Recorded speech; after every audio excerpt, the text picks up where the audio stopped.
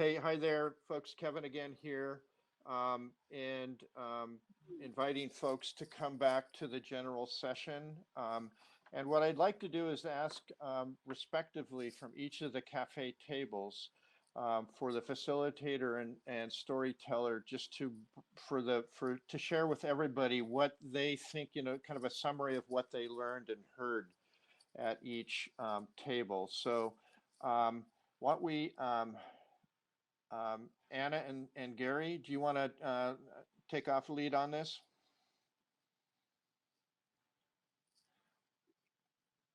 Hey, Kevin. Hey there. Um, There you guys be. Good, cool. Learning Gary, this. go ahead. There's a lot here on our Jamboard, and I was just trying to like synthesize and group similar things together. But do you want to share what you heard? Well, I mean, there was a lot of good ideas, but I'm always drawn to the thing I didn't think about, and that was Tori representing hunters. It's like, oh yeah, I live on land that I hunt. I'm like, I never really kind of thought about bringing that into the network.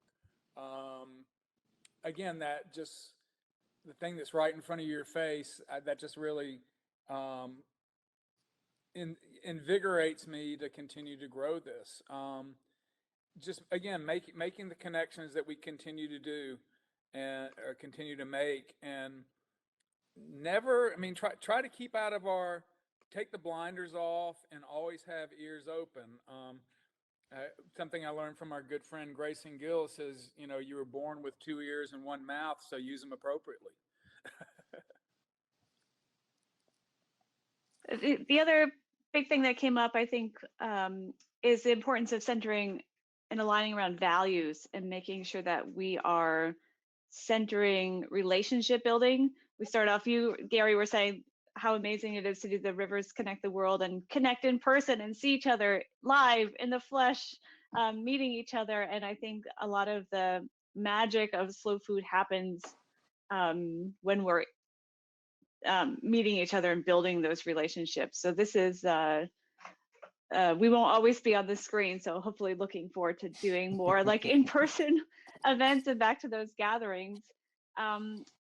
Education and mentorship came up quite a lot, and also talking about using the COVID pandemic to really help consumers understand why food matters and to make the connections between who is producing your food, who is getting the food onto the trucks into the grocery stores, that whole food chain, looking really at the intersectionality of food.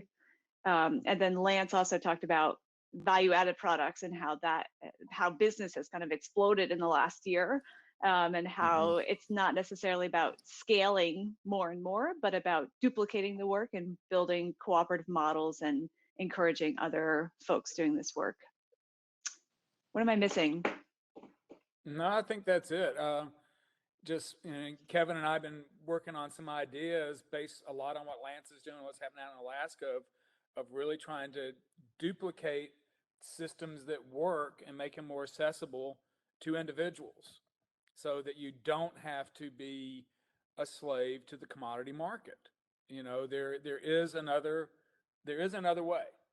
And I mean, I'm fortunate that I'm able to live a different way. And so many of my friends look at me and go, well, but you can do that. I'm like, you can do it too. It's like, how do you stop shopping at the supermarket? I just don't go in. Yeah, and I think if I may touch, it would turn over to our next table. But it just, seafood with a story is just, it's such a richer food. It feeds us in so many ways. So thanks, guys. Denisa, John, your advocacy and action table. Do you have some sharings for the general group of what you had happen there? Yeah, for sure. Denisa shared a lot of really incredible insights into like how her communities have been organizing, and how I'll let Denisa share a little bit of that. But on top of that, I think some of the conversations that came out of it were like how can we leverage our resources to support those who need it. Someone directly was asking like, what can reparations look like in the context of fishers and fishing communities. how, like, what communities have you been showing up for in this past year, like when things have been mixed up. So a lot about like showing up, building relationships, and right in the center you see do it for love. So Denise, is there anything else you want to share?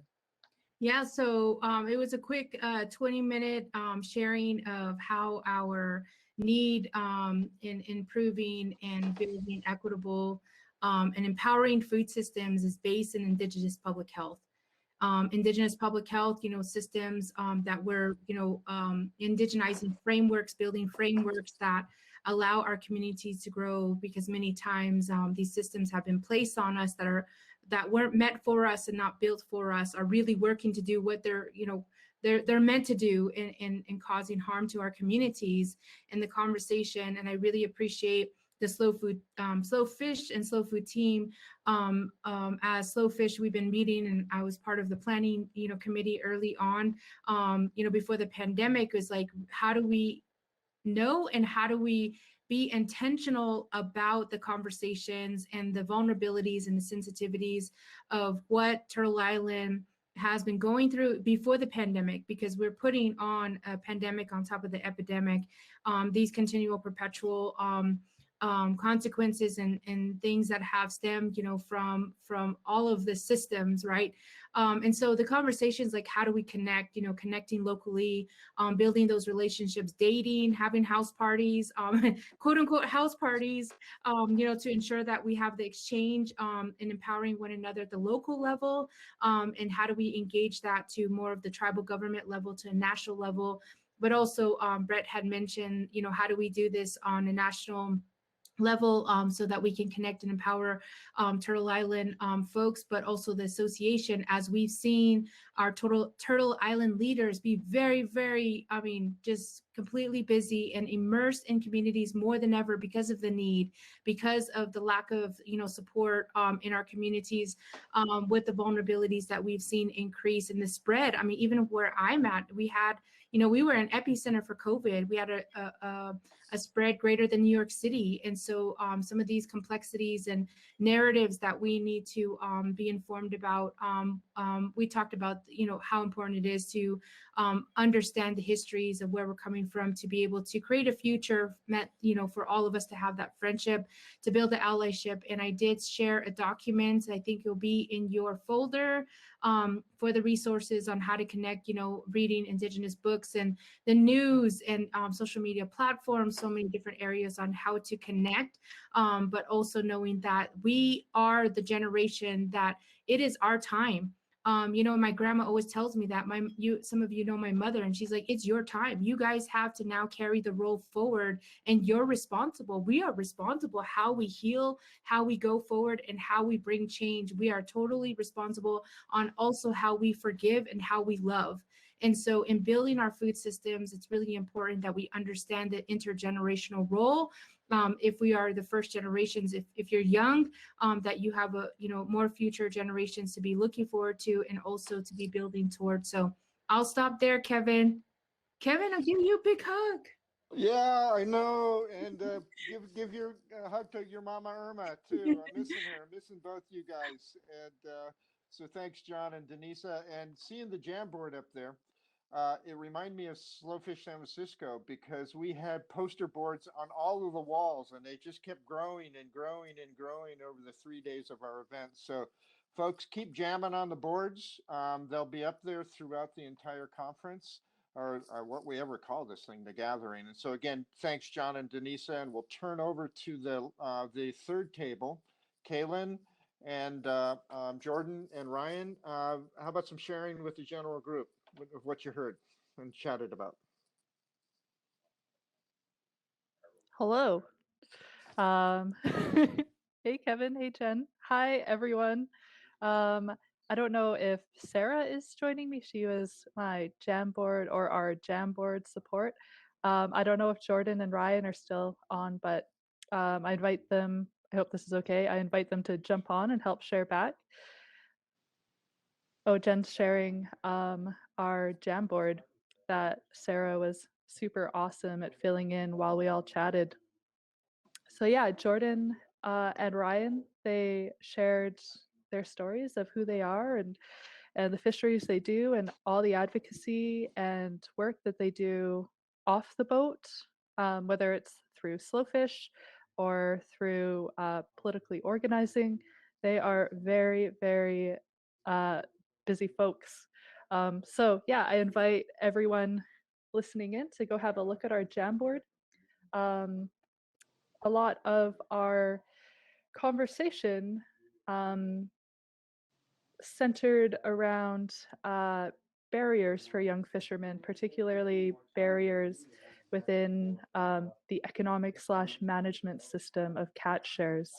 Ryan did a beautiful job on explaining how catch shares and quota fisheries can be a useful management tool, but just due to the nature of privatization and the commodification of that access to resources, to fisheries, makes it really difficult, to put it gently, for young fishermen or young harvesters to become involved in the industry or in the community. We talked a bit about how Slowfish could be a really awesome community at supporting and uplifting those voices and advocacy of how do we build more equitable management/economic systems within our fisheries. How can we make the catch share system more equitable? Because it is useful in some ways, but it's very prohibitive in a lot of ways as well.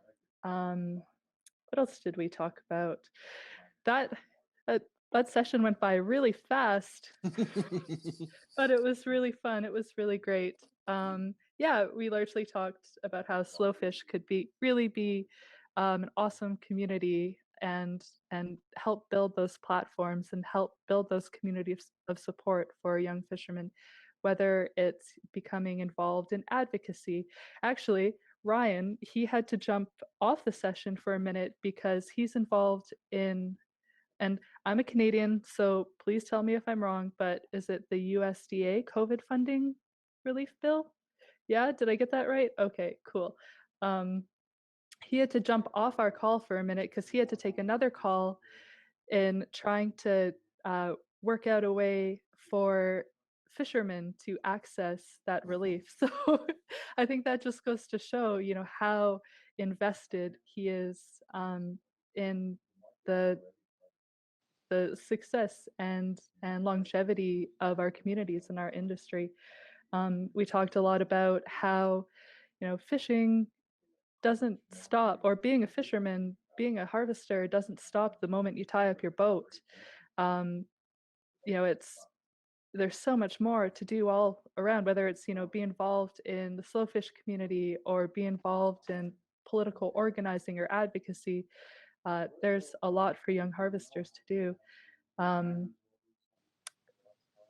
Jordan said something I really liked, that we've probably all heard, but I really loved the way she phrased it. And people who don't fish, they don't understand that. She said, fishing isn't catching. And that's so true. Just because you're out there fishing doesn't mean you're catching. And I just thought that was a really succinct and beautiful way to put that. And the fishermen who are listening in, they know how true that is. So yeah, a really cool way to help tell that story. And please, Jen or Sarah or anyone, jump in, anything I've missed. Yeah, but So really great. Yeah, thanks, Kaylin. Jen, you popped up. Anything you want to add? Or you're doing IT help? Just doing IT. Okay. So, Kaylin, thanks so much. And as one of my comments after listening to Ryan and Jordan is just the endless endeavors, and I'm surprised that even at their young age they don't have any gray hairs, because that it goes with the territory. But it's just you could tell, the passion was very visible, and I know the passion from you too, Kaylin. You had to be a moderator, but it's just so great to see you young folks just have the thrill of it all, and the full life enjoyment, so enheartening for me. well, thank you for providing the space for us to tell our stories and network with all the cool folks who are listening in and involved. Cool. We'll keep it going. Yeah.